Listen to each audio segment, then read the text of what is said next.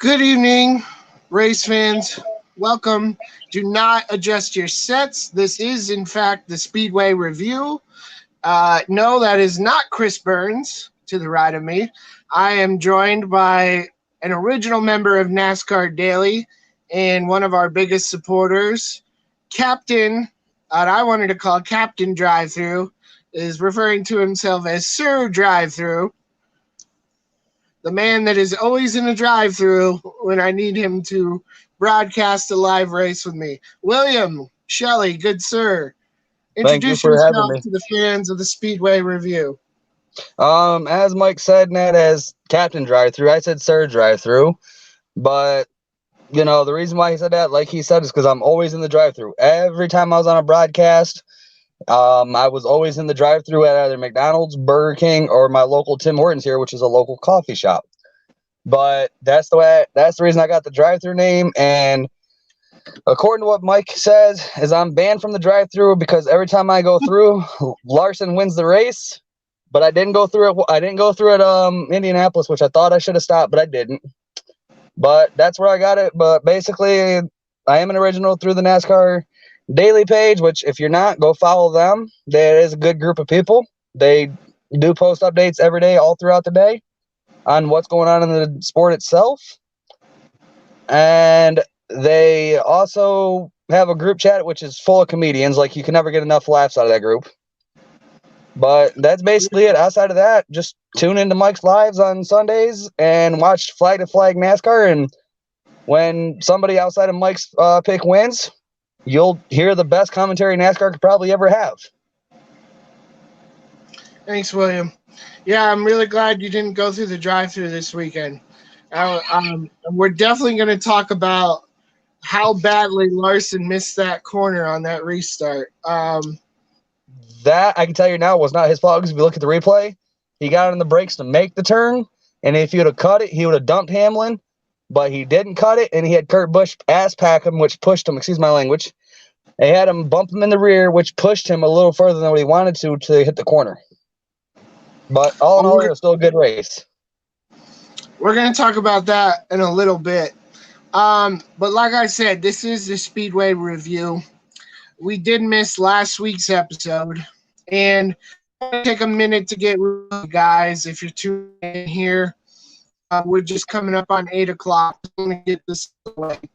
I'm going to admit from depression and anxiety. I've been diagnosed with it, and kind of ADHD. It affects me. It is a struggle for me. I have some bad days. I'm working on it, but unfortunately, my addiction has affected the Speedway Review podcast, and I kind of took it down and sunk the ship last week and next week, and messed things up a little bit. A lot was work. I want to apologize to those guys. We love it.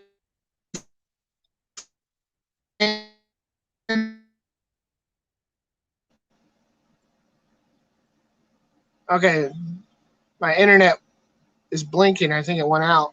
Yeah, it did there for a minute. Yeah, I can still hear you and all. It's just we couldn't hear nothing you just said. Because when you started talking about all that, like I said, I thought it was mine there for a minute, but you got all blurry and phasey and hazy, and it just went all like robot style, just like R2D2. Yeah, I was thinking there for a second. Someone nice to apologize to Chris, and I'm working on making myself the best version of myself, and we can continue this sport review here. We're going to go back to Watkins because we missed that week. We're going to recap it real quick. The trucks there. It was a good for Austin, a great race for the trucks overall. About the trucks, shaking your head. You're cutting out again, Mike. Issues, huh? You're having connection issues. I think your connection's going in and out because I think you have a storm coming or something like that, and it's messing with the satellite and the service. I don't have a storm that I know of. Give me a second.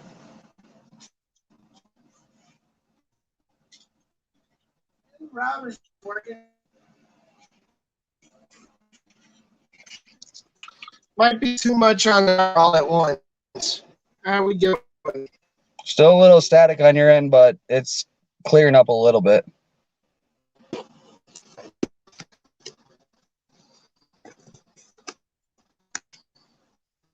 Check one. Check one. Do what? Check one. Going through. Still coming through static, and it's like cutting in and out.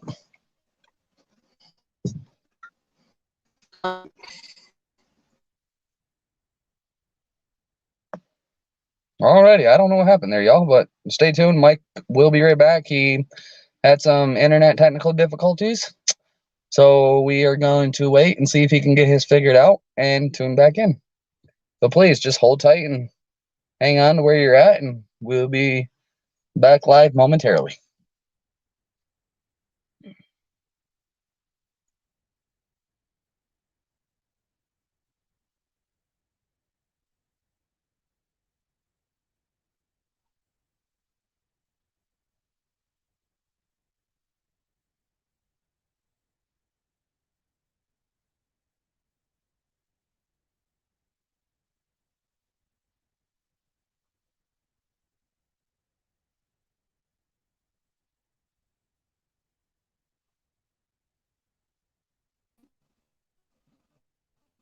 William.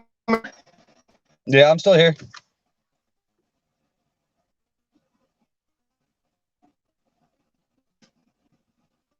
William, check one. William. I can hear you, and it's coming in a little bit clear, but not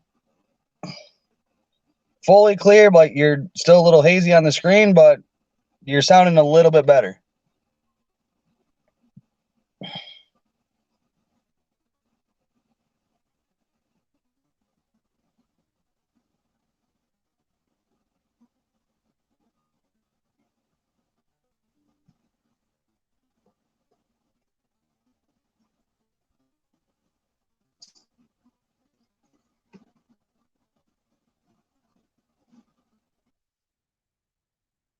All right, y'all. Sorry about all this not going on, storms that are going on, and trying to get Mike's situation here fixed so we can get this show on the road. But sometimes you have technical difficulties, and sometimes it works fine. But please hang in there and enjoy the show. And please, again, just give us your patience and give us your time to figure this out.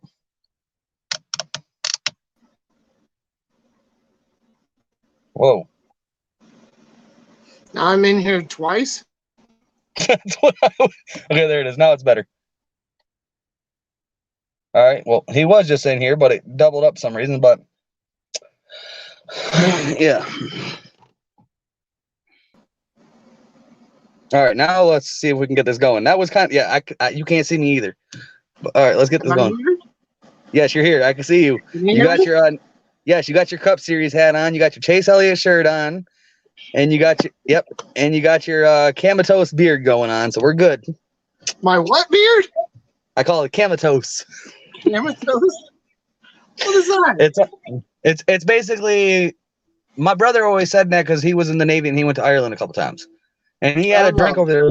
It was a comatose. It was a comatose missile, is what they called it over there. The drink, and it was a red drink.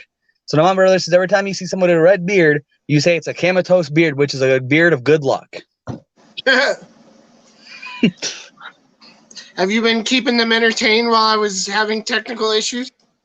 Yes, I told them, I said, I'm sorry for the technical issues and what's going on here. I said, we're trying to figure it out. Please hang tight. We'll be with you as soon as we can. Right now, Mike's gotten these internet difficulties because of storms we got rolling in on this side. But as soon as we get this figured out, we'll get this show into the road. And once again, please just hang tight and stay with us and stay patient. So, don't adjust your sets. This is the Speedway review. We missed last week. I don't know how much you guys heard of that.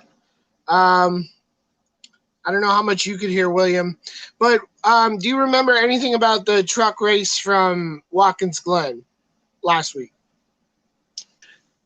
The only thing I recall from the truck race, because I was working that day, I couldn't catch it, but I did hear that. I forgot the dude's name, but I heard he got disqualified, but I didn't catch the reason why. No, I didn't hear. I didn't hear about someone get disqualified. Or he Um, got penalized or something like that. Some in the truck series, I heard something about it, but I didn't see nothing, and I didn't hear anything else about the race. No. well, Austin Hill won the race, and that was a great win for Austin. I was sad for Derek Kraus because I was kind of hoping he would get in. It was the regular season finale before the playoffs start this weekend. We have that preview coming for you.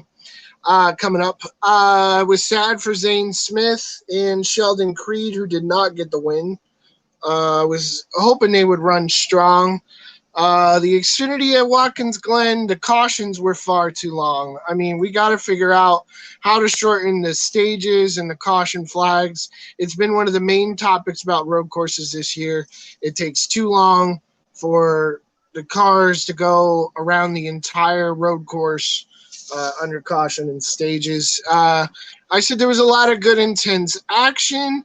It was a great race. Solid victory for Ty Gibbs.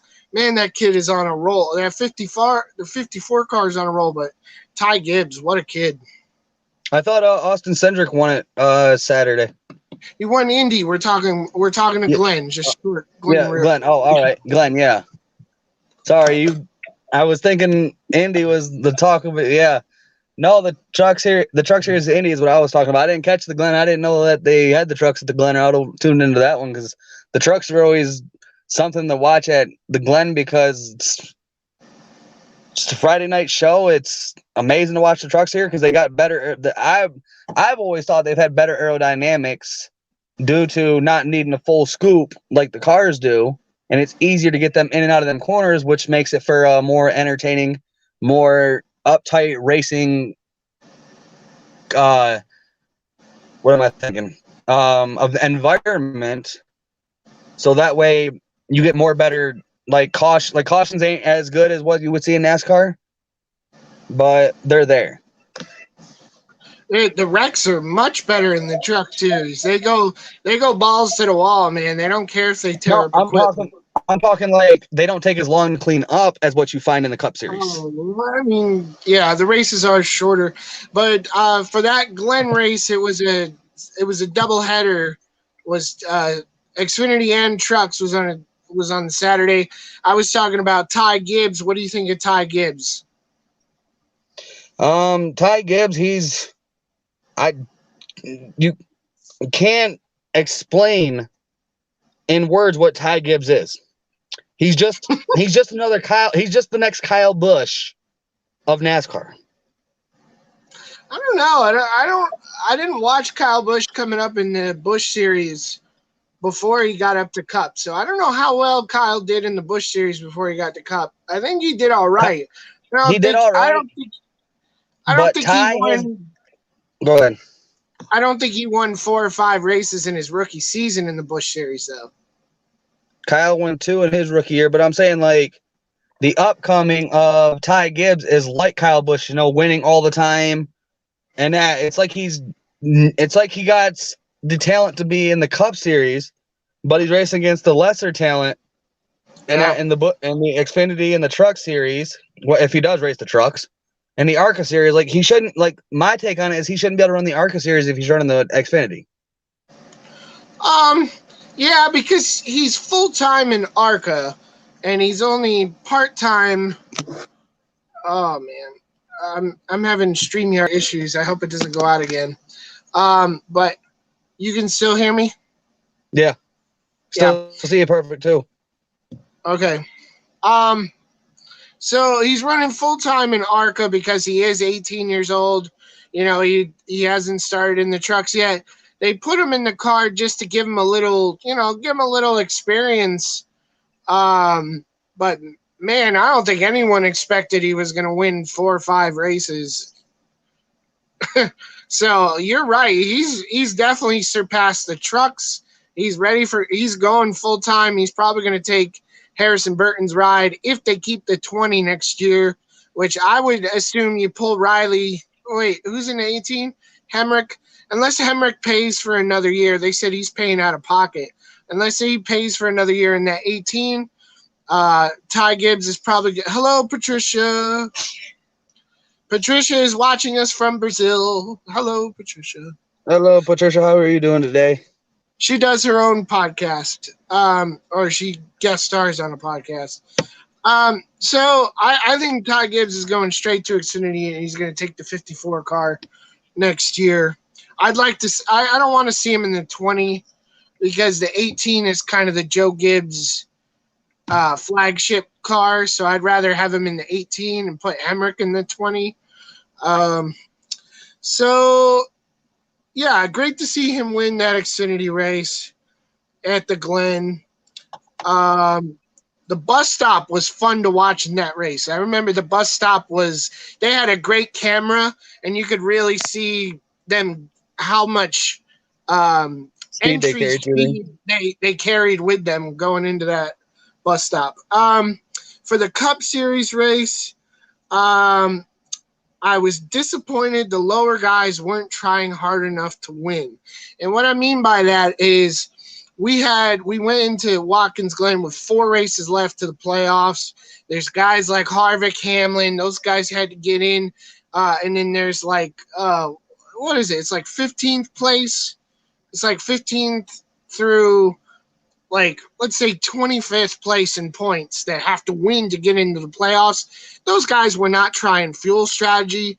They weren't trying to do the opposite of what Larson was doing. They all just kind of fell in line, and I was really disappointed about that. You got to win to get in. What's your thoughts there? Well, I know you love to see Larson dominate and win, but yes, I do. But my thoughts are, instead of people trying to pull like the opposite of what Larson does to see if you can beat him, learn his strategies. Use his strategy against him. And if you use his strategy against him, you're going to have a better odds and a better chance of beating him because you got to outthink Larson. All right, he's coming in with 15 to go. All right, do we have enough to push, another lap? If so, if you can get out far enough ahead of him, get your pit stop done in a hurry. And if your tires are good, just take gas and go. Get out in the front of him. It cycles back. You're the leader. You're going to beat Larson. But the question is, can you play his strategy against him and outduel him in the end if he catches you? Yeah, so what would be my point for Watkins Glen would be the disappointment of Glen turned out to be the benefit of the road course at the Indy. What we didn't see at Watkins, we saw at Indy. I was happy that Reddick beat Dillon at the Glen to remain in 16th in points. He's still in. Austin's outside looking in. But I was sad that Chase was unable to win with no late race caution. But again, the sadness of Glen turned out to be the joy of Indy because that race was a completely different race. So let's transition into that. I'm going to bring up my notes here. And Indy only had Xfinity and Cup this past weekend. There was no truck race. So, William, did you get to see the Xfinity race Saturday? I seen bits and pieces of it, like highlights of it, but I didn't get to see the whole race because I didn't find it on the NBA and the NBC Sports app network page. I didn't get to find it on there for some reason. Mine wasn't working. But Sunday I did catch the race because I did watch it on yours. As you've seen, I was in yours most of the time, like majority of the time. Yeah. But the Xfinity, I only seen the last handful of laps in it on what was on the NASCAR.com highlights. Okay. Yeah, so my thoughts on Xfinity was I love the Indy Road course. I'm glad they took that turtle out that was on the exit of turn 6 on that straightaway. I actually forgot about it when the Cup race started. It was this big kind of reddish yellow the orange turtle. thing? Yeah, it was a big orange thing. They were trying to keep them from going off into the grass. So they took that thing out. I was happy about that. I was happy that Justin Haley ran well. He was one of my picks to do well for that race, and I think he did end up finishing well. My sad was that Austin Cindric won that race. I I only root for Cindric in the Cup Series because I'm so impressed. And I'm really sad that I talk about it all the time. I'm sad that Cindric and Briscoe are not battling for Rookie of the Year in Cup this year. I mean, Briscoe's basically running unopposed. Briscoe is the man of the hour. How do you mean? He's the guy everyone's talking about. What did he do to make everybody's dream? Exactly. He's the guy everybody's talking about. Why is everybody talking about him? All right. Well, let's finish Xfinity real quick before we get into Cup. Hold on. Let's talk about what he's the man of the hour because everybody's saying everybody's talking about how he does in the Xfinity, how he did in the Xfinity, which I didn't know he ran the Xfinity over there this weekend for Indy. I didn't know he ran the Xfinity, did he? Briscoe did? That's what I was trying to figure out too. I thought he only ran Cup in trucks. If he did, it must have been for like a lower car that was struggling. I really don't think he did. He might have, but I'll have to look back into the results for it. But like I said, I didn't know he ran. That's what I'm trying to figure out is why is everybody talking about him running the Xfinity when he even said himself that he doesn't see himself running the Xfinity? I don't know. I don't want to speculate on that too much, but we're looking at the playoff standings. Indianapolis, I can kind of bring it up here. I can try to bring it up on my screen here. Yeah, I can see it. It's got that little brown thing from your light on it, but I can still see it. Yeah, you can see it. So I'll just bring that up real quick. Is that Cindric, Haley, and then Gibbs? Cindric Allmendinger, Hemrick, Allgaier, Burton, Haley, Burton, Gregson, Derek Jones? What's his name? The 19? Is it Derek Jones? It's Eric Jones, I think. No. Eric Jones is the 43. Brandon Jones. Brandon Jones. I get Brandon and Eric confused. It's Brandon Jones in the 19. He's 9th in points. Clements is 10th.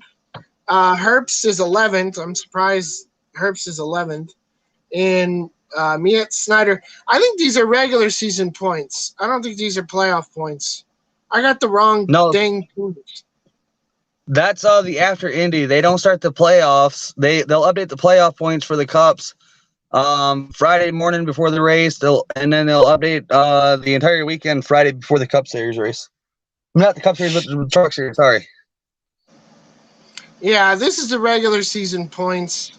This is not the playoff points because you gotta factor in the drivers who have won.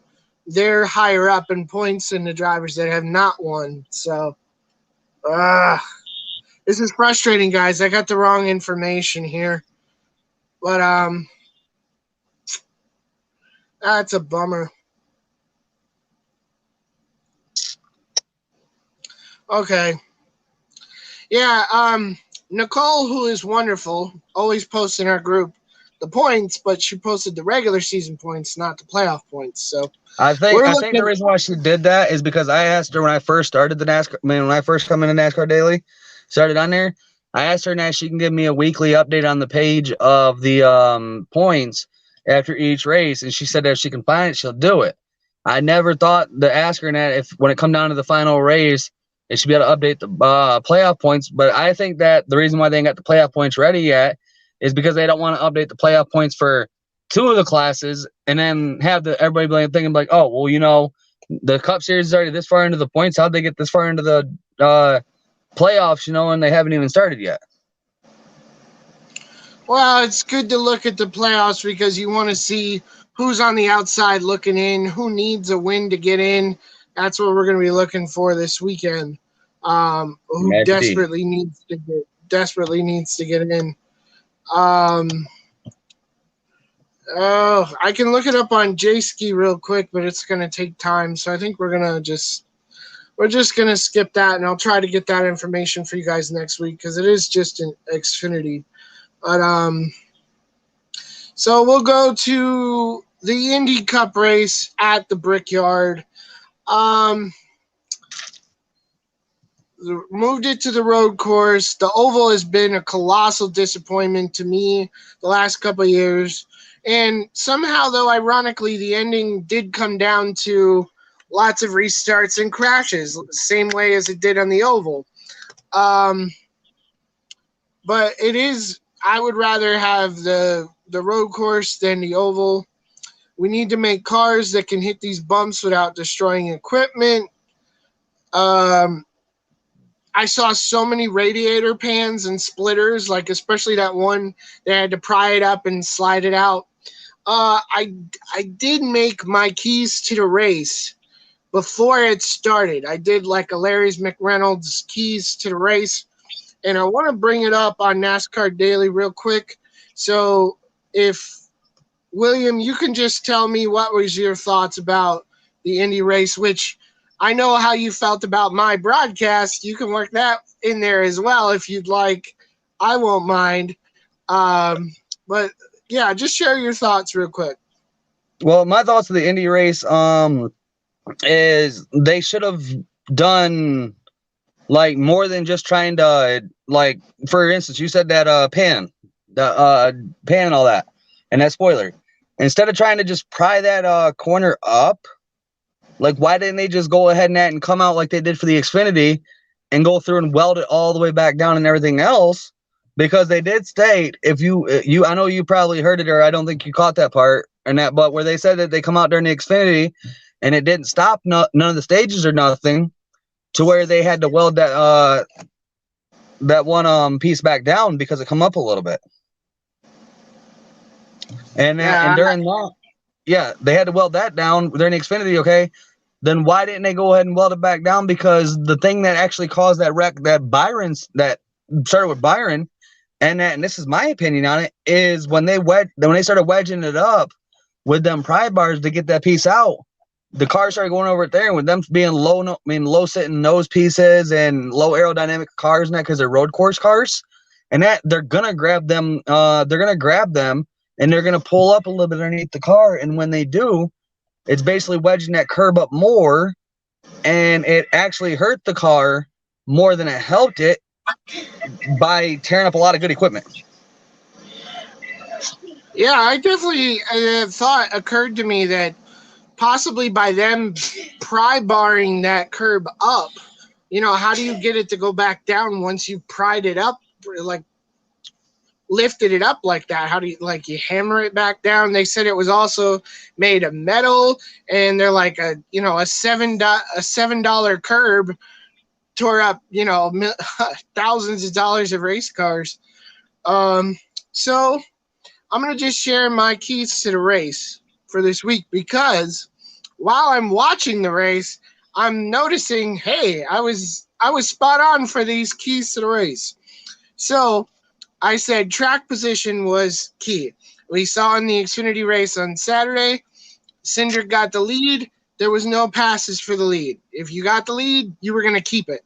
So track position was key. Second was fuel strategy. Could you make the road course race on one pit stop only, or possibly two, rather than pitting in all three stages? And also, I said keep it clean, which honestly, that did not happen. It looked like a demolition derby. But who won the race? Allmendinger had a pretty clean car. It didn't look like he had nothing on his car. His car was squeaky clean. I said it's a high risk, high reward race. I said drivers trying to make the playoffs, do the opposite of the leaders. If the leaders are staying out with 3 to go, come in with 3 to go. Mix your fuel strategy up. You disagreed with that, but it paid off in the end. It paid off for Allmendinger, paid off for a few people that did that, try to pit with 3 to go, and it paid off for Tyler Reddick winning those 2 stages, because he stayed out when everyone else came in with like 2 to go. He won 2 stages and got those points ahead of his teammate Austin Dillon. But it didn't help him in stage 3 though. Oh, couldn't help him. Couldn't help him through the attack of the curb, which is what I titled this episode. Playoff drivers gather those stage points, and this exactly was my key to the race. Do you win stages or win the race? And Reddick went for the stage win and the easy points. And, the guys like Larson and Byron and Chase Elliott went for the win, and we see how that worked out. So I'm going to try to do these keys to the races every week. Maybe I'll do them live. I try to post them in the group. What I think is most important.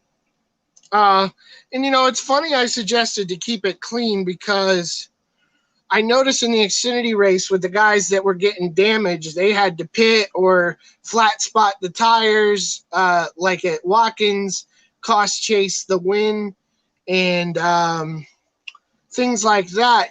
Road courses usually aren't aero dependent, but we saw guys that were having problems. They'd have to come down, pit, and fix that damage. So, what was your happy and what was your sad?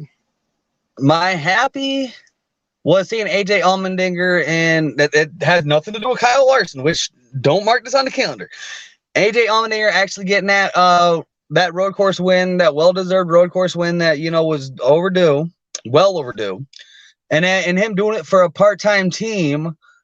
And what made it happy is that he showed that you can take a part-time team and then actually win races with them compared to these full-time teams. Like, look at the Wood brothers. They're full-time, and they haven't won a race in a couple years since, I don't think they've won one since Trevor Bayne won the Daytona 500, his 21st birthday. 2011. Yep. So my thing is I'm a big fan of Chris Rice. I watch his stories, and they're very inspirational to me personally. He always tells someone to go out and smile, and they're trophy hunting and all that. And I'm big fans of their Xfinity program. I'm eternally grateful to them for helping Ross come up to Cup and giving him that full-time ride last year and giving him that experience. So rather than make the whole show about how happy I am about Colleague, there's two questions here for the Indy race. It's I believe we need less road courses next year, but which ones would you keep and which ones would you get rid of? I would say we keep the Charlotte Roval. Mm-hmm. Of course, we got to keep the Indianapolis road course because that turn 7. It's not turn 7. It's demolition time 7. Because you multiplied everything. Because basically, every time one car spun out, 6 more spun out. And then every time 6 more spun out, the rest of the field went out. It's like basically a chain reaction at that track. And that's something I like to see is chain reactions. But I don't like to see all the equipment get tore up. By no means, no. Like, nobody likes to see that. We like to see cautions and good wrecks. We like to see equipment get torn up for people we don't like. Sorry. We only like to see the equipment of Kyle Busch and Denny Hamlin get tore up on a weekend's basis. And most people would say Joey Logano. And some people would say Chase Elliott.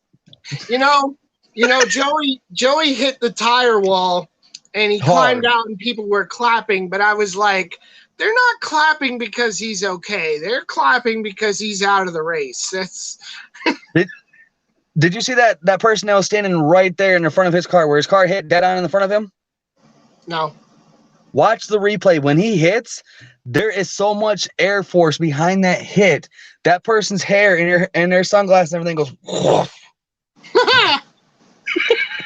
and their shirt and everything goes I gotta see that. That's crazy. That was such a huge hit.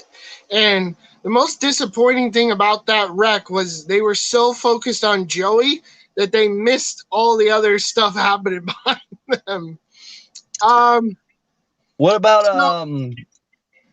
that fan? I'm sorry for cutting you off, but that fan had a lot. That fan was very, very lucky and very crazy. Because one, if I see a car coming at me at that rate of speed, coming right in my direction, like I'm nose with it, no, I'm moving. I don't care if there's a wall there. I don't care if there's a million tires. There's a chance that wall wasn't going to stop him because of it just being a wall. But if it wasn't for all them tires, I think honestly that person would have been dead because Logano would have went right through him. Not to talk about Indy, but I heard on DBC today that the Nashville street race, they actually had boats that were over the bridge with divers ready just in case the cars went up and over. I'm like, oh my gosh, that is crazy. So I would say they talked about it on Race Hub. They were like, which road courses would we keep? Or no, they talked about it on DBC. I apologize. So I would keep the Roval, keep the Sonoma Glen combo, and they were complaining about the Daytona road course, but obviously we're not going to work that into the schedule because they forgot that that's a substitute for California being out of the lineup this year. So Auto Club Speedway, excuse me. So we're not going to get Daytona RC next year. I say keep Road America. That was a great race. It's a cool racetrack. Keep the Indy and just fix that corner next year. Come up with a better solution that forces the cars to slow down and channel through that. If you got to make like a S or something, you got to mix it up a little bit. I mean, because the Indy car jumped too. The Indy car jumped. Chris Wright jumped. It was too much. I say for that Indy, for that turn 7, like he was talking about, change it up. Make it a bus turn. Yeah. Make it a bus That stop. would be perfect. Yeah. That would be perfect. I mean, Indy with that bus stop, like you've got the extra thing, okay, just cut off, just like mark off this portion of the track where they went in and out, and okay, they got another thing out here, add the little intercourse to it and make it like a bus turn out there. So here's the question from Larry McReynolds' rundown. Should NASCAR return to the Brickyard 400 oval or stay with the road course layout for next year? With the next-gen car, keep in mind it's a paddle shifter. It's supposed to run better at road courses and all that sort of thing. If I was to say a person that I would recommend that question be asked to, would be one of our local dirt track racers here. His name is Jake Velasic. He has got cerebral palsy. He races with the pedals for his shifters and all that, and he pushes, and he's got the steering wheel where you got to push for, I think it's a pull for the throttle and push for brake or the other direction. I'm not sure, but he has that. But if I was to guess what he would say is he would say, yes, it would be more like better on road courses. So to keep the road course layout for Indy, it's because you ain't got to pull your hand off the wheel to grab the gear to shift, which makes it harder. Your hands are on the wheel at all times, which also gives you that better advantage of getting through them corners without wrecking or throwing yourself sideways and getting a chance of collecting somebody else and tearing everybody's equipment up behind you. So would you want to go back to the oval or go back to the road course? Just close the oval up permanently. Keep the road course. Yeah. Jeff Gordon was quoted saying it's hard to have good racing there. So I almost always agree with Jeff, and I definitely agree with him here. Go back to Indy road course next year, but I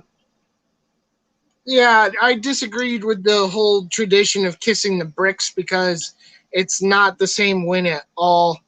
But to keep this moving forward, But like you were saying, sorry cutting you off net and going back, but no, like you said, Nat, with the road course net in the oval, anybody will agree with this. I mean, I'm pretty sure you're going to. It was all one lane. Like you couldn't make 2-3 lanes out of the oval. No. And it's like wherever you start is where you're going to basically finish unless you move the car in the front of you. It's like Bristol, Martinsville. You got to move them to get past them. You were really only going to catch someone when they lifted into a corner and then pull down alongside of them as they tried to break your draft down that long straightaway. So, no, I mean, the whole race was a snooze fest. But I do want to list that my broadcast hit a record high of 478 views.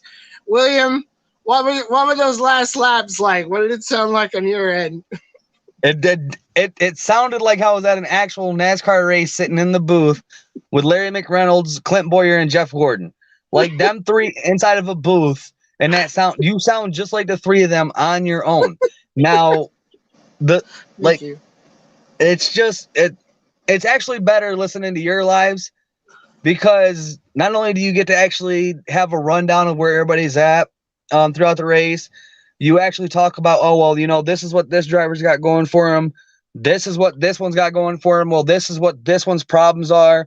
No, you break it down to everybody to help them understand better on what advantages someone's got, what disadvantages they've got, like um what do you expect out of each driver. They don't go through that. They just go through and be like, oh, well, this driver has this issue on the track, or, you know, what caused that issue.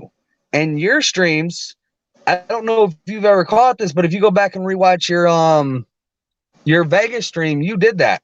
You said the gas mileage is what was going to win that race at the beginning and on the end of stage one when you went live.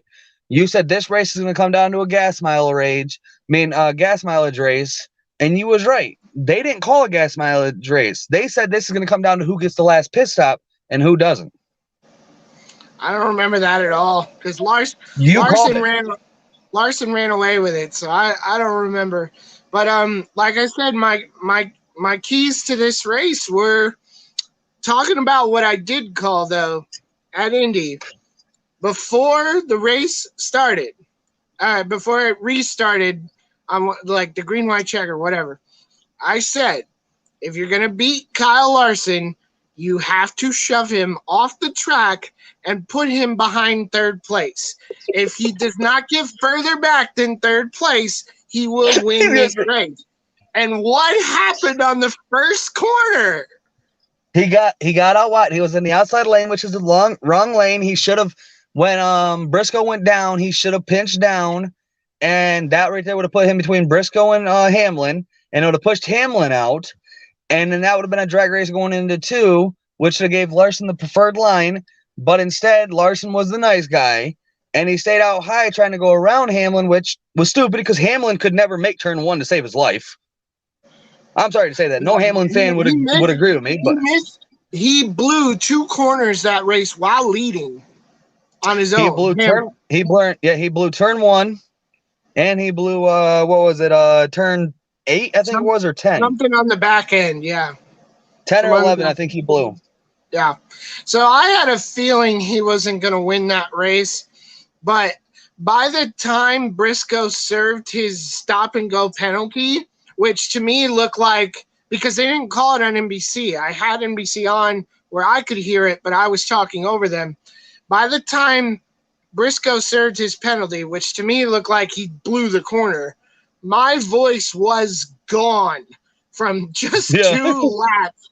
It sounded like I was sad and depressed, but I couldn't have been more happy, and I was just squeaking. I'm like, here they go.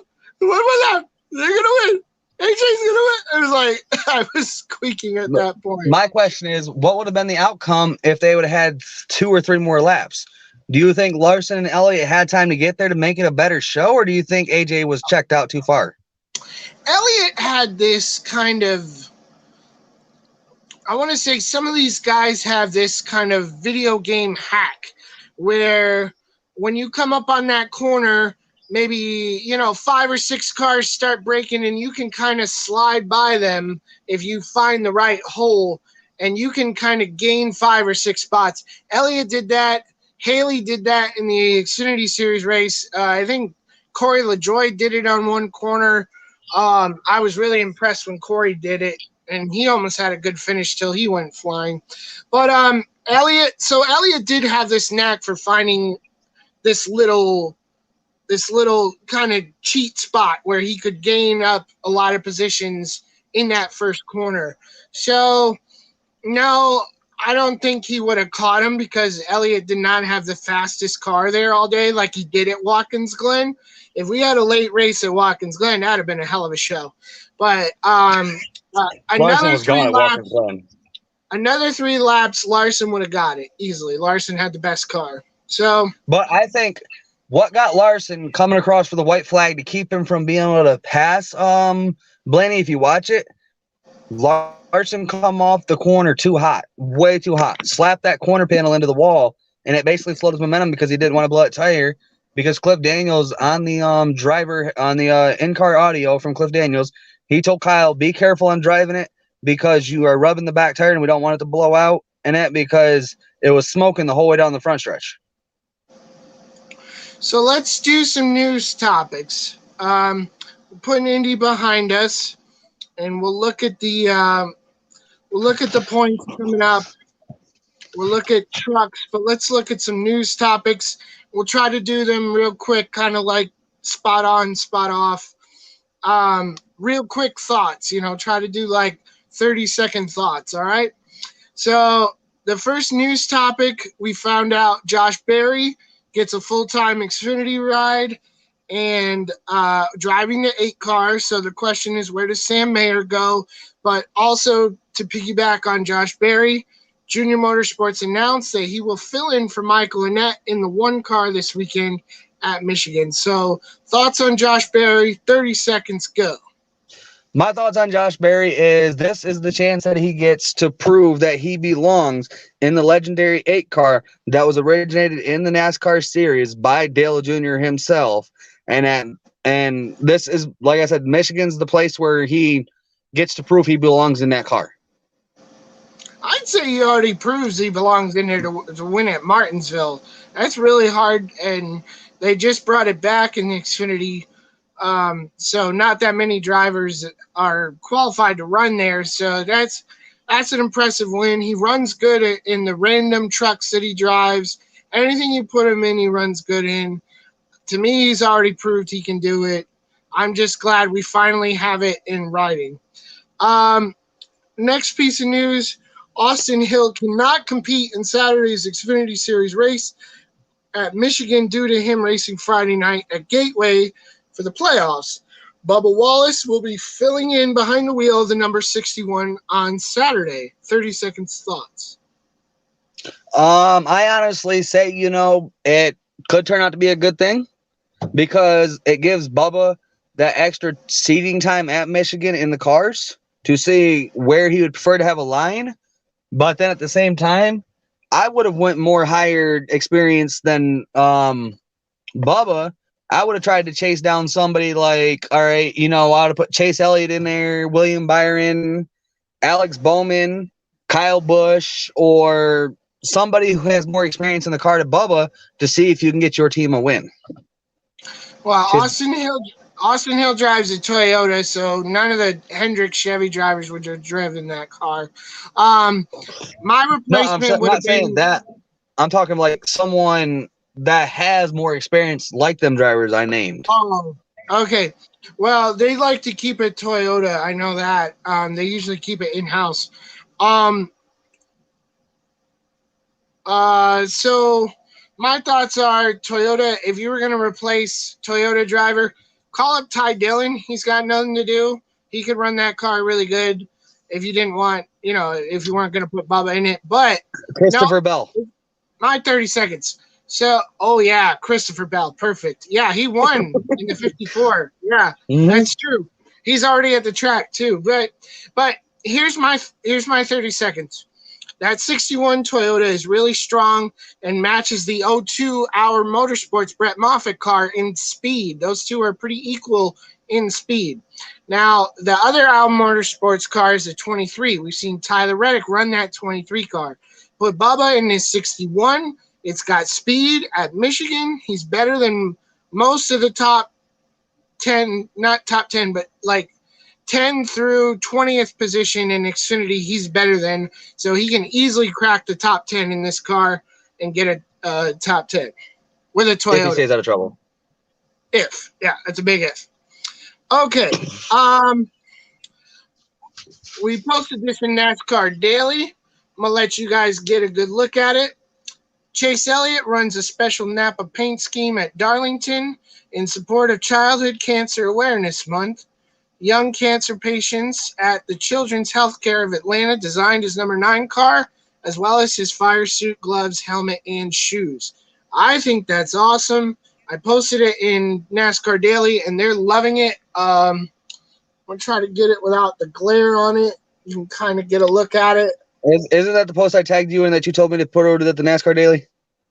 Everything should go in NASCAR Daily, William. It Everyone wouldn't let should me be. post it at first. Nothing pop when I went to my groups. It wouldn't pop up until after you said something. I had to refresh my Facebook, and then it let me post something in there. I love the look of this car. Jordan is just joining us. Thanks for joining us, Jordan. Hey, Happy to Jordan. have you, buddy. So I'm going to give you a look at Kyle Larson's car with Cincinnati on it for this weekend at Michigan. Now remember, everybody, that's the winning car. Chase Elliott has no chance to keep that. The only thing Chase has now is the taillights. That's all Chase loves looking at that car. I gotta And say, Mike loves watching Kyle Larson beat up on Chase Elliott and take all the wins from him. I gotta say, this is a beautiful looking race car. I love the red, white, and blue on it. I was just gonna say that. I love the red, white, and blue. This is another paint scheme. I'm not sure what race it's for, but I saw it and I wanted to with the Valvoline sponsorship. That one's his Darlington. I think that's his Darlington one. Yeah, I think so too. I really like the look of that car. Valvoline. Because he's running the Hendrick.com. He's running the HendricksCar.com. The Hendrick.com car in it for Daytona. Okay, so this is my next topic. And you'll notice in this picture where it says, I'm trying to get the glare out. There you go. Trying to find my finger here. Right about here where it says Elliott. During the playoffs, NASCAR does a special banner on the car so you know which cars are playoff cars. So rather than the color white, they've taken the where is it? They've taken the NASCAR logo, the new logo, with the pictures of the different flags. So if you see the colors of the different flags, yellow, red, and blue. So yellow will be Cup, red will be Xfinity, and blue will be Camping World. So you'll see the names will be highlighted in those colors. Sorry. Your battery died? No, it started raining. Okay. We're almost done here. NASCAR will reinstate some COVID protocols this weekend. No indoor driver appearances. The drivers can't visit the suites. No guests allowed on the pre-race grid. No hauler tours. Drivers will use routes that limit fan interaction. Driver intros in Victory Lane also modified. I'll get your thoughts about this, but I'm going to mention what Freddie Kraft said on DBC talking about it, is that if my driver's in the playoffs, I don't want him going near fans signing autographs, because if you get COVID and you miss a week in the playoffs, you're getting eliminated. It's, there's not going to be like Michael Annett keeps somehow magically keeping his points with Cup drivers filling in for him. I really think that's messed up. But so I feel like it's temporary. I would not get like the person that posted it shared it from Bob Pockris, but the person who posted it is like, oh, we're getting closer to having no fans at the races anymore. I would say don't be afraid of that. It's just for the playoffs to keep the drivers safe.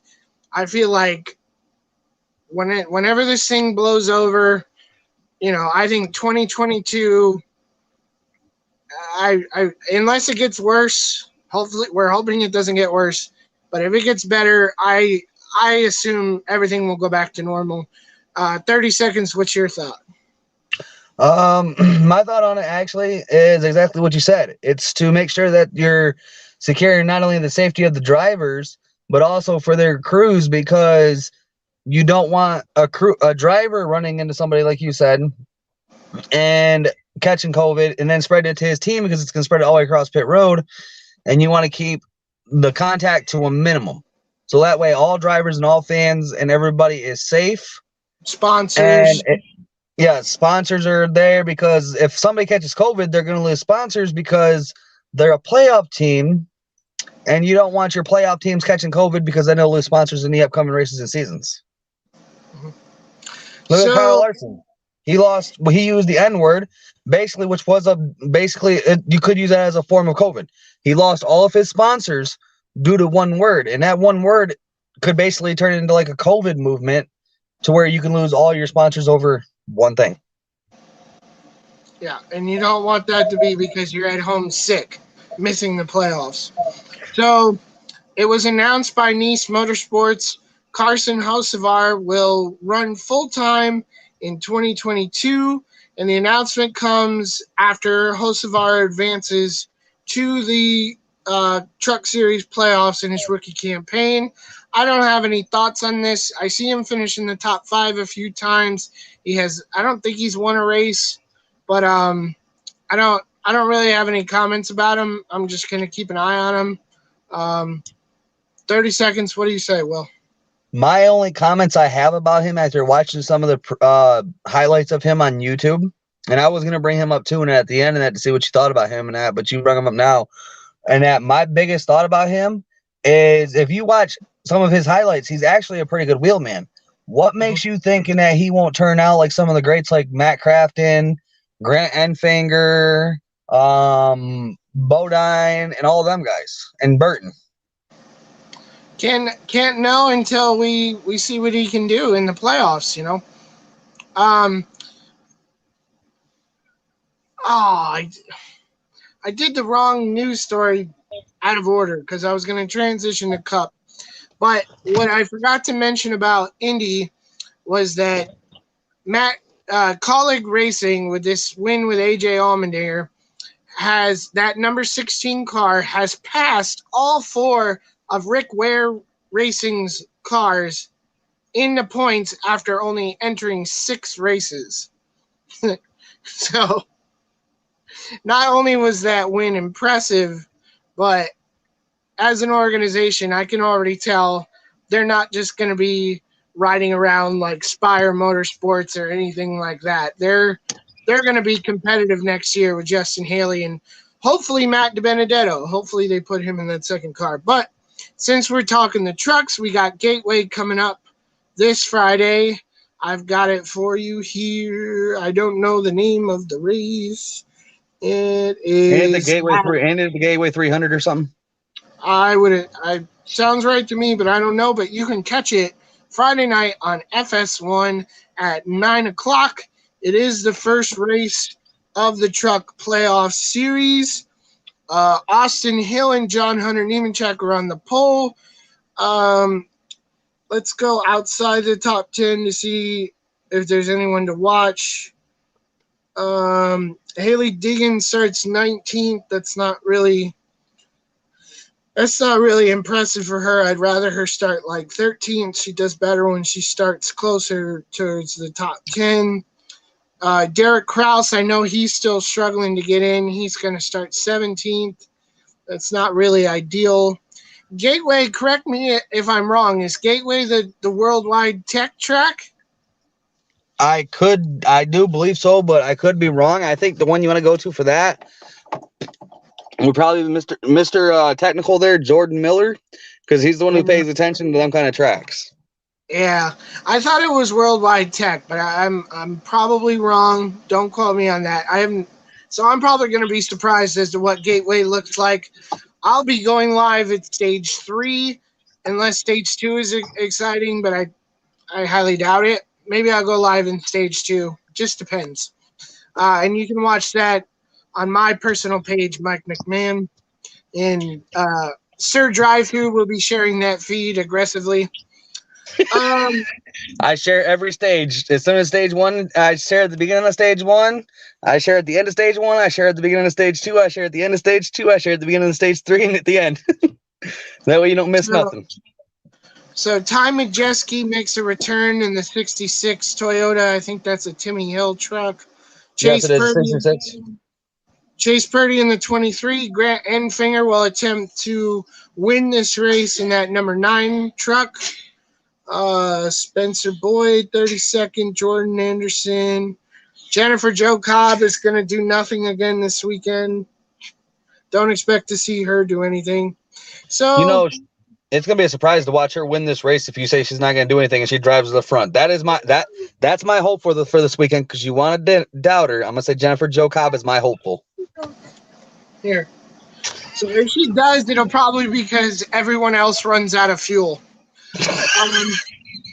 Like the whole field just collectively has battery issues and runs out of fuel, and then she runs the like 20 laps she's down and then becomes the leader while everyone's on pit road. So we've got, it's Worldwide Technology Raceway. So that's kind of a strange track because the straightaways are kind of angled, and then there's one really long, sharp corner, and then there's a really short corner. It's a very, very strange layout. It's almost like a road course kind of corner to get in real deep into those corners. It's going to be fun to watch all the braking. If I could, off the top of my head, think about keys to the race, keeping it clean is not that important because it's a short track. Keep the brakes clean. Got to beat John Hunter Nemechek. And the playoffs are already starting, so you've got Rhodes, Gilliland, Timmy Hill, Sheldon Creed is probably your best bet to make the Final Four going into Phoenix. And if Creed makes the Final Four, I say he's got the truck championship. Guys on the outside going to try to make the round of 8 are going to be Zane Smith, Matt Crafton, everyone's fan favorite, Matt Crafton, Carson Hocevar, the new guy, Chandler Smith, Chandler Smith made the top 10? That's impressive. Yes, he did. Yes, he did. This surprised me. Look at your face, because he's been a human pinball machine all year long. He did everything but the damn pace car. Next Dick Checker. Stuart Friesen is in 10th, the local, the underdog fan favorite. I always want Zane Smith to win the championship, but realistically, like I said, I'd like to see it come down to Sheldon Creed and Austin Hill, Gilliland and Nemechek. Not that Rhodes doesn't deserve to be in there, but he kind of had an early spike and then he dropped off. I wouldn't say so much Nemechek. I'd say Friesen, because look at the battle Friesen's had all year, though. Like, he struggled. John or Nemechek, he's just too cocky for the ride he's got. Yeah, and rightfully so. I mean, Kyle Busch equipment is the best equipment in trucks, but not always. I wouldn't argue that point. So we have Gateway, then Darlington, which is going to be a good race, and then Bristol, which is going to be the one to watch. You're going to want to watch the trucks at Bristol. The round of 8. So Bristol will be the elimination race. That's going to be the one to watch. And round of 8 is Vegas, Talladega, Martinsville. That's going to be your I think that's your round of 8 in Cup too. Yeah, that's round of 8 in Cup. Yep. Yeah, so there's a long break there in between Bristol and Vegas. So yeah, man, those are my the picks to win the truck race. Gateway, the short track. I'm gonna take Sheldon Creed again. He's had a lot of trouble, but I think he can get it done on that type of racetrack. Heavy braking, almost like a road course, a Martinsville type. I think David Gilliland might be a surprise. I would pick him to be my sleeper to finish in the top 5. What did you say was your pick and sleeper? I was joking about Jennifer. I know. Okay. Yeah, I was thinking about him. I got my lock. I'm gonna say my lock would be Sheldon Creed, because the man can wheel any. He can wheel any track that you put him on in a truck. He's just Mr. Truckman. And yes, that's a new word that I just come up with. My hopeful is gonna be Stuart Friesen. Yeah, everyone kind of picked Stuart as their fan favorite. So and then my sleeper now. Do I? We only do lock and a sleeper for truck and Xfinity. We only do hopeful for Cup, but you can say since you're not in the competition. Yeah, my hopeful, like I said, my lock would be Creed. My hopeful would have been Friesen, but my sleeper, I'm gonna put this one out there. My sleeper is Grant Enfinger because Grant's been running Ooh. strong, but And also then has been sleeping on people. And with it being the playoffs, every year in Grant's career, Grant has done what a lot of people would not expect and has showed up strong in the playoffs. yeah, but unfortunately, he's not eligible for the playoffs. But he is. He could easily go up there and win a race in that 9 truck. He runs really well in that thing, as long as he doesn't have any issues. So then we shift gears on Saturday from the short track at Gateway to the massive track at Michigan. Now, let me say that I miss Auto Club, and I used to be a big Auto Club hater. And then somewhere around when I started playing the NASCAR Heat games, I started to learn how to drive the track, and I had some really good battles there, and I started to appreciate it more. And now I'm really sad that it's going away. So we get Michigan, which is kind of similar, but it's more of a plate track than anything else. It's a lot of bump drafting on a restart, wild restarts. So my keys to that race, not so much fuel strategy, but tires. Tires tend to burn out on the big tracks because you're carrying all that speed into the sharp corner and you're running wide open. I think the Cup Series runs wide open without lifting. So you're definitely going to burn up your tires if you're running wide open. So you're not going to see 2-tire strategy. You're not going to win with 2 tires. You're going to take 4. Keep the nose clean, aerodynamics. Drafting partner, you got to push someone on a restart. The choose cone, you got to pick which lane you're gonna restart in. Those are my keys to success. You pull off all those.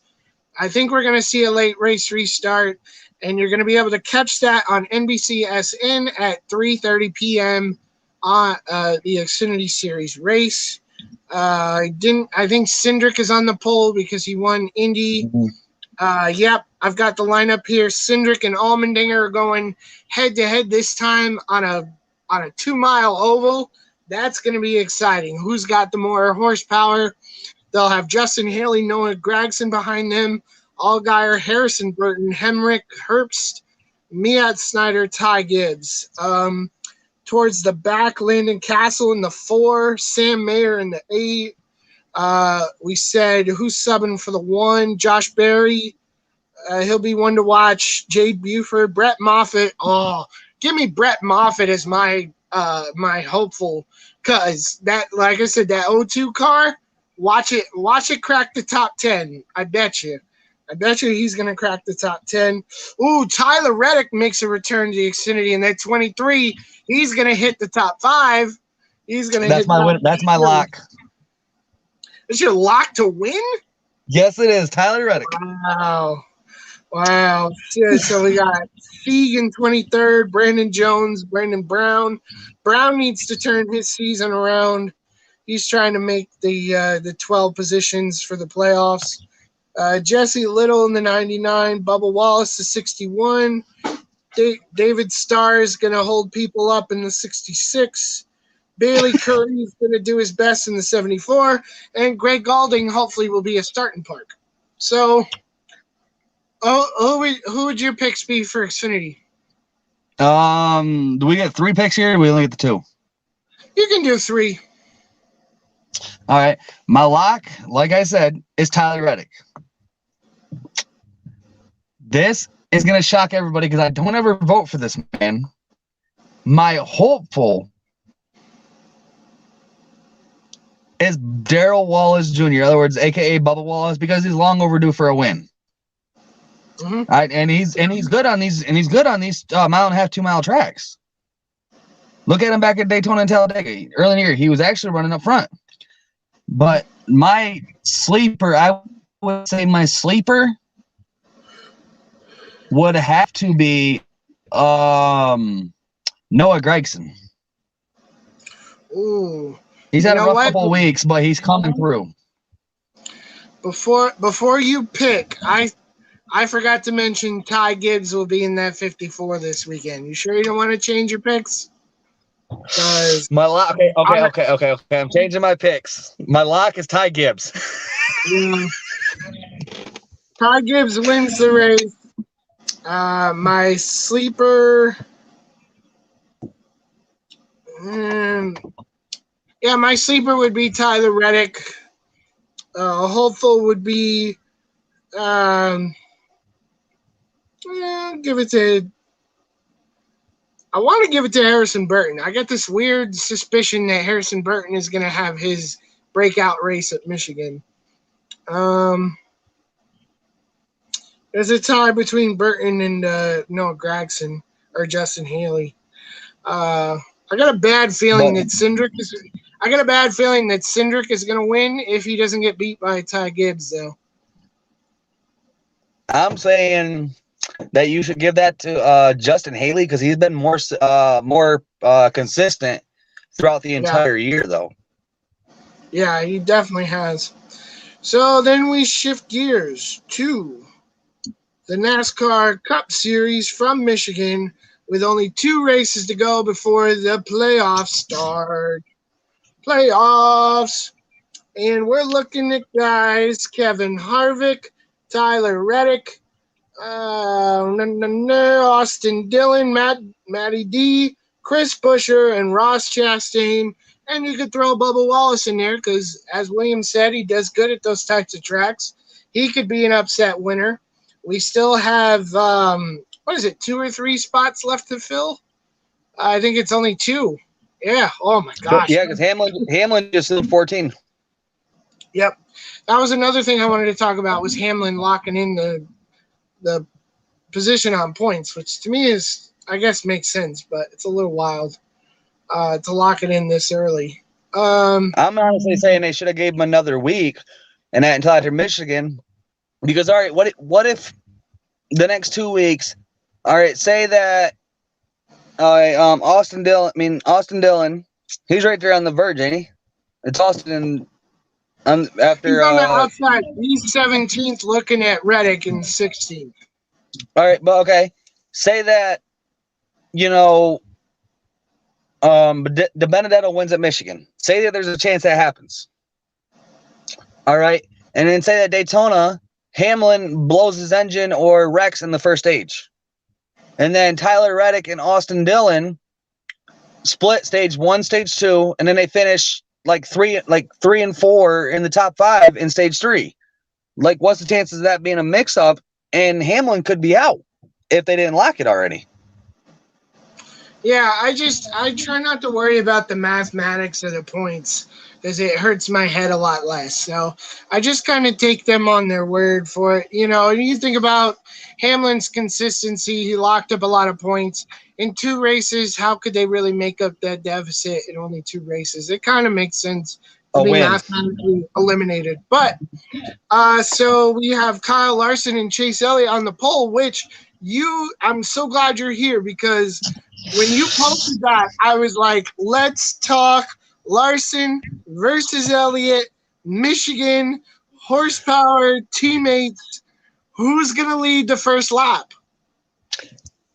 I'm going to go on a limb here, and I'm going to say Chase leads the first lap if Larson takes the inside because Michigan is an outside line track. So now if Larson does decide to take the outside on the initial start, then I'm going to say Larson. But right now, with the way it looks, Larson likes the bottom at Michigan and Chase likes the outside at Michigan. So I'm giving Chase lap 1, and then Chase will lead up to lap like 15. Larson's going to fall in place, let his car settle in, and then he's going to take over, and he's going to win stage 1. And then Chase is going to get stage 2, and then these two are just going to have a dogfight beating the shit out of each other, excuse my language, in stage 3. I don't know that the leader can select which lane he wants to start on at the start of the race. I know on restarts he gets to pick. Yeah, that's what I'm talking about. Like they have a wreck or something. I think the start of the race he has to start on the inside. I think the leader always starts. But you've got 2 Penske Fords behind them of Ryan Blaney and Matt DiBenedetto. Are they going to push them because they have no other choice? Or, is Matty going to try to go 3-4 wide? Is Elliott going to run up too high to the wall? I think you said Blaney's right there, right? Blaney's going to be tucked behind Larson. Matt's going to be behind Chase. Behind them, they'll have Truex and Kurt Busch, so we could have 3 cars pushing all together at once.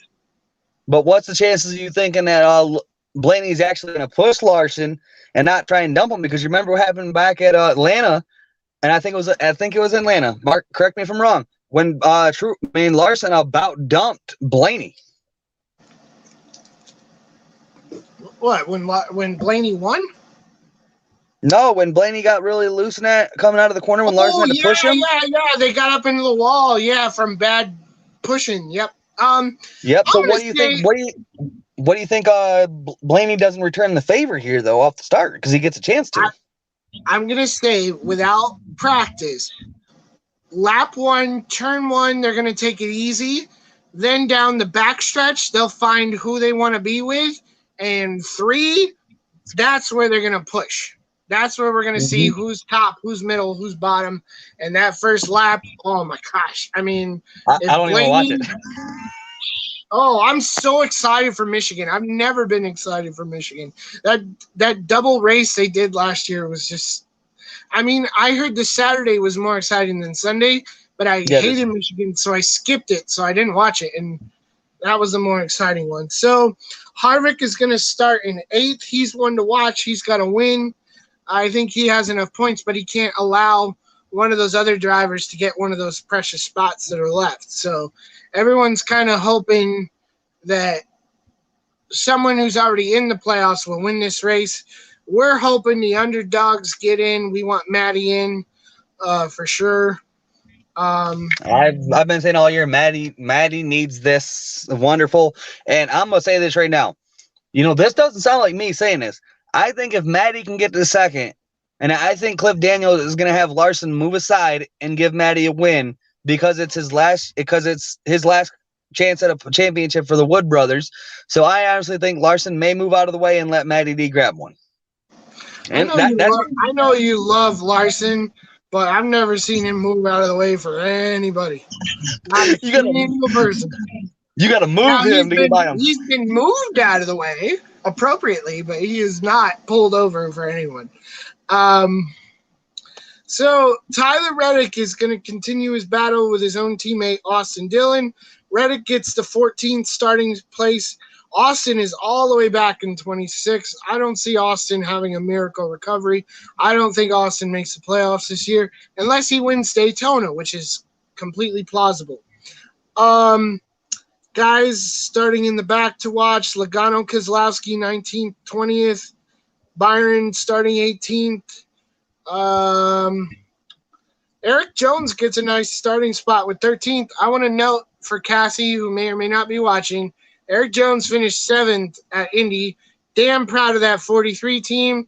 Never gave up. Finished, I think, with minimal damage on the car. Great top 10 for Eric Jones. I hope he gets a better ride next year. Or Petty switches to Toyota, which they've been talking about. Christopher Bell will have to overcome a 28th place starting position. Suarez will start 30th, but I expect Suarez to finish strong at this track. He's got good horsepower under that engine. And Cody Ware is starting dead last. He'll probably finish dead last. Almirola starting 23rd. He's good at Michigan. He's one to watch. Watch Ross. He's going to get a top 10. I don't think he's going to make the playoffs unless we get a late race restart. Ross is somewhere up in the top 5. Ross could get that miracle win and take a spot. So what's your 3 picks so we can get out of here because we got school for the kids tomorrow? Yeah. Our school don't start in that for I think a couple more weeks now. But you're New York State. Get out of here. I gotta go to bed. Okay. My lock is none other than the 5-car from Hendrick Motorsports every week, Larson. That's never going to change. My hopeful is Chase Elliott. Going with the Hendrick boys. My sleeper. Hey, Diana. And my sleeper is Bubba Wallace because he needs to get into the playoffs to knock Kevin Harvick's grill out of it so that way Harvick cannot say he did it again. He did what again? Made the playoffs. Because I want to see Bubba Wallace actually get in and get a run for this. I wouldn't want Bubba to make the playoffs this year just because I know that he's going to be the first one to be eliminated. So I would rather him miss this year and then come back stronger in the next gen car next year, or get an upset win at Talladega, even though he's outside the playoffs. That would be awesome. Yeah, before we go, I got one thing to ask though. What's your take on Kurt Busch joining 23XL next year and that to be a second car for that team? Thoughts? We saw Kurt Busch, Kyle Busch battle at Atlanta. Now imagine if they're both in a Toyota. That would be really interesting. It's the only manufacturer Kurt has not driven for yet, and Kurt is in the prime condition of his life to race a competitive Toyota. So, and my question is, do you think Bubba and Kurt are going to work together, knowing they've had issues on the track from the past, or do you think they're going to work against each other and make things harder on each other? I don't remember their issues. You'd have to be more specific and remind me of what those are. But when Bubba wrecked Kurt back at Daytona in the 500. No, last year I think it was the July race last year when he spun Kurt out in the backstretch in accident because he got loose. Oh no, that was Joey. No, yeah, that was Joey. Excuse me. Yeah. Bubba, no, I was there for that. Bubba had that lane. Joey came up and made it 4 wide and shoved him up in the wall. That was Joey's fault. No, that was all Joey's fault. I flipped in and I seen our cars going everywhere. No, I watched that happen and I was like, because Bubba came off 4 in the trial, and I'm like, Bubba's got it. He's going for the win. He's side by side, and then Joey shoved his ass in there and took out the whole field. So, so I'm gonna go with picks. I'm not gonna pick.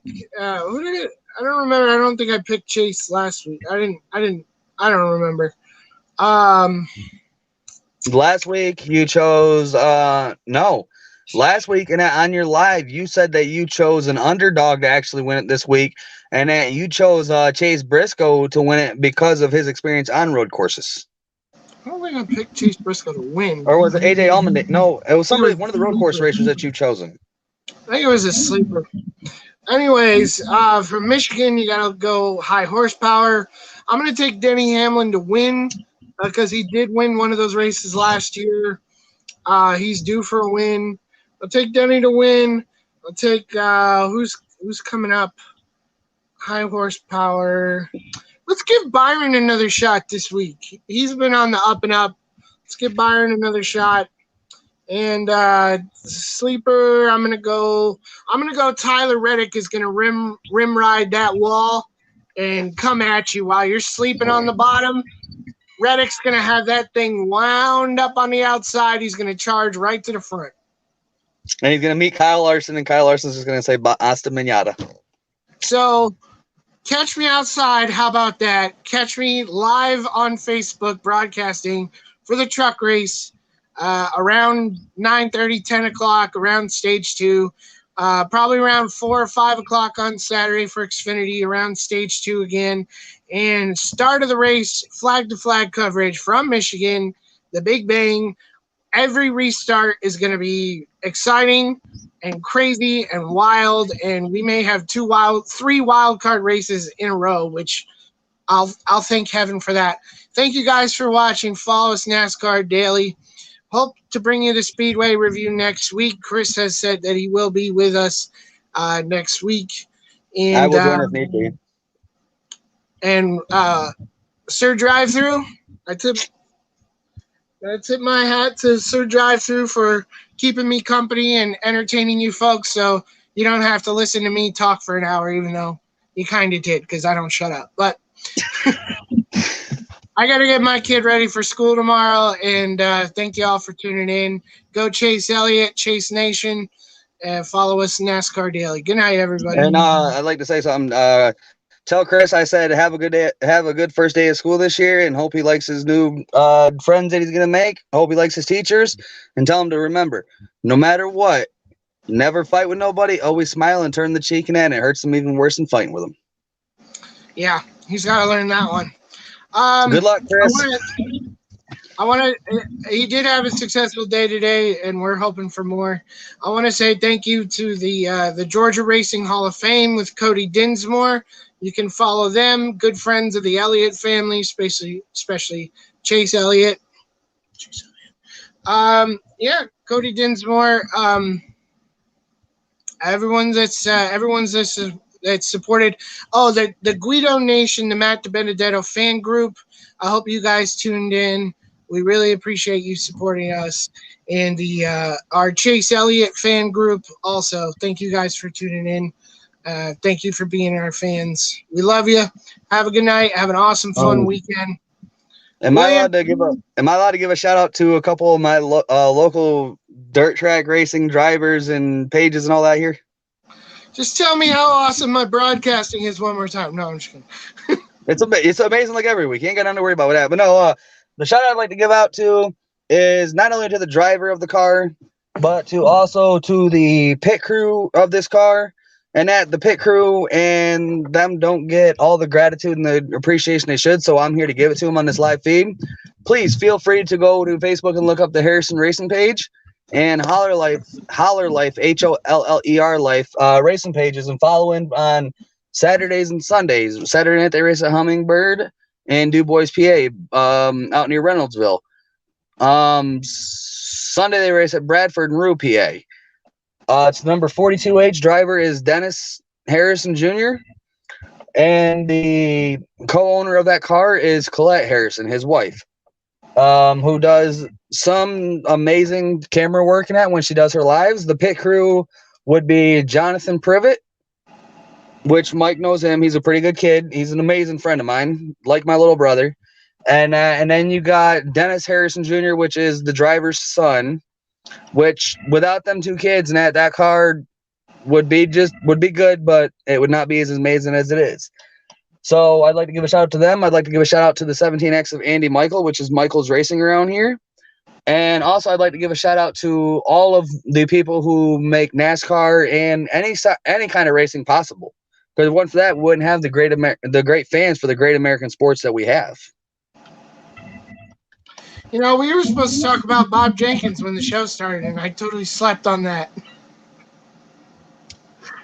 I showed the memorial picture, but I said nothing about him. So sorry, Bob. Rest in peace, man. All right, well, I'm going to catch y'all later. I'm going to go eat me some dinner and go spend some time with the youngin'. She just got home from the YMCA or somewhere. I don't know where she went tonight, but I'll go spend some time with her and enjoy the rest of my night. Thanks again, Captain Drive-Thru. Thanks, everybody. Good night. Yes, sir. And Mike, I'm